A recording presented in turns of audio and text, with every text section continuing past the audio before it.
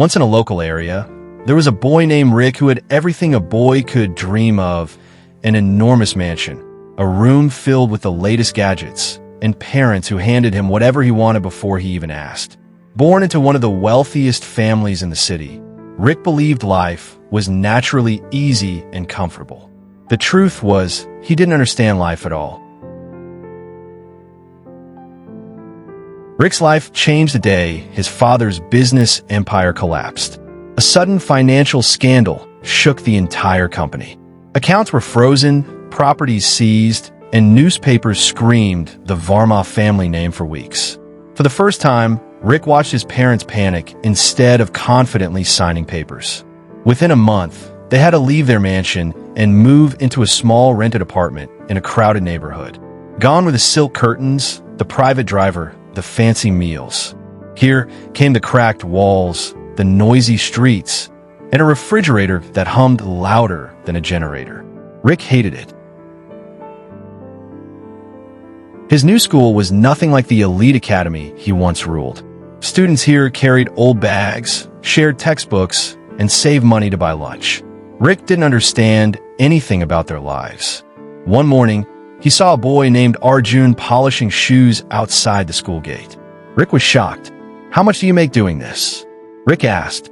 Arjun smiled, wiping sweat from his forehead. "Enough to eat one meal a day. Sometimes two if business is good." Rick felt something strange in his chest, pity mixed with confusion. Weeks passed, and Rick started noticing things he had never cared about before. A girl stitching buttons on people's clothes after school to support her siblings. A boy who walked 5 kilometers daily because he couldn't afford bus fare. A woman selling vegetables on the street with a baby tied to her back. He saw struggle everywhere, and yet he saw something else too. Strength, determination, hope. This world was harsh, but people worked tirelessly to survive. To help his family, Rick took up a part-time job at a small bookstore. Carrying heavy boxes, cleaning shelves, dealing with customers, everything was tiring. But one rainy day changed him forever. As Rick was closing the store, he saw Arjun again, shivering, hungry, and still polishing shoes even as the rain soaked him. "You should go home," Rick shouted. Arjun laughed. "If I don't work today, my little brother won't get food." Rick froze. He had never worked a day in his life to earn food. Not once. He handed Arjun the food he had packed for himself. Arjun's eyes lit up like stars. Months passed.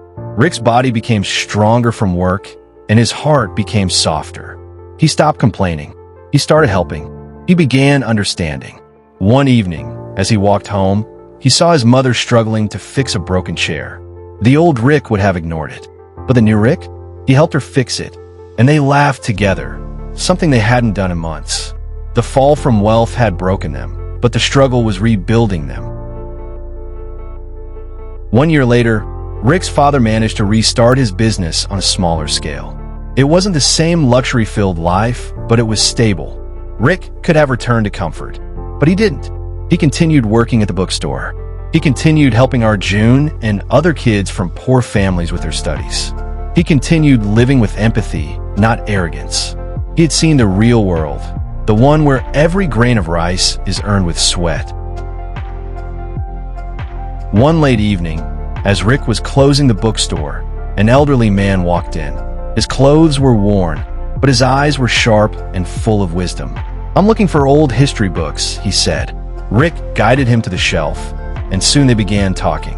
The old man revealed he had once been a professor at a prestigious college, but lost everything due to illness and misfortune. "You never know how quickly life can take a turn," the professor said gently. "Strength isn't in avoiding the fall, but in rising after it." Those words stayed with Rick. One morning, Rick overheard 2 boys mocking Arjun for being poor. "Shoe shiner, go back to the street," they laughed. Before Rick could think, he stepped in. "Do you even know how hard he works? He earns more respect than both of you combined." The boys backed off, shocked. Arjun stared at Rick, speechless. "You didn't have to do that," Arjun whispered. "Yes," Rick said firmly. "I did. For the first time, Rick realized he wasn't just learning about hardship, he was fighting against it. A festival was approaching in the neighborhood. Everyone was excited, and Rick volunteered to help set up lanterns with Arjun. As they were returning late at night, they heard loud cries coming from the alley. A group of men were threatening a shopkeeper who owed them money. Rick wanted to run. Arjun grabbed his hand. "We need to get help." Together, they sprinted to the police station, breathless, guiding officers back to the scene. The criminals were caught. That night, Rick shook with adrenaline. He had faced danger, not for himself, but for someone else. At school, Rick's grades were improving. His teacher called him aside. "Rick, I've noticed your change. There's a community scholarship for students who show leadership and compassion. I want you to apply." Rick hesitated. "Me? But I was never that person." His teacher smiled. "You are now." With Arjun's encouragement, Rick wrote about his journey, about losing luxury, finding reality, and discovering empathy. A month later, he won the scholarship. It wasn't just an award. It was proof of who he had become. With his scholarship funds, Rick launched a small weekend project called Little Steps. He gathered children from poor families and taught them reading, maths, and basic skills. Arjun helped bring kids from his neighborhood. They used an abandoned garage as a classroom. Rick painted the walls, borrowed books from the bookstore, and created a space filled with hope. Parents began thanking him. Kids looked up to him. Rick felt a purpose he never had before.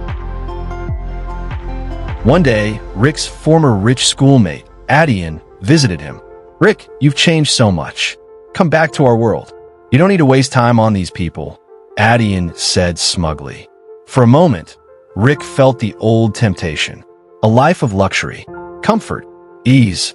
But then he remembered Arjun's tired smile, the professor's wisdom, the shopkeeper they saved, and the kids in the garage classroom. "This is my world now," Rick said, "and I'm proud of it." Adian left, confused. Rick stayed, stronger than ever. Years passed. Rick and Arjun grew into young men. Rick's father slowly rebuilt his business. Not a massive empire, but a stable, honest company. Rick had the chance to join him, but he chose something different. He opened a learning center for underprivileged children. Arjun managed operations. The once abandoned garage had turned into a building filled with classrooms, books, and dreams. Newspapers began writing about Rick Varma, the wealthy boy who lost everything and then chose to rebuild the world, not just his own life. Rick stood on the rooftop of the center one evening, watching children laugh below. "Life didn't break me," he whispered. "It taught me." Rick spent his life helping thousands of children survive, learn, and grow. He never forgot where he came from, but more importantly, he never forgot where he went. He became a bridge between two worlds, the world of privilege and the world of struggle. His story spread far and wide, inspiring people to look beyond wealth and see the reality around them. Because Rick learned a powerful truth, one he passed on to every child he taught. Greatness doesn't come from what you have. Greatness comes from what you give.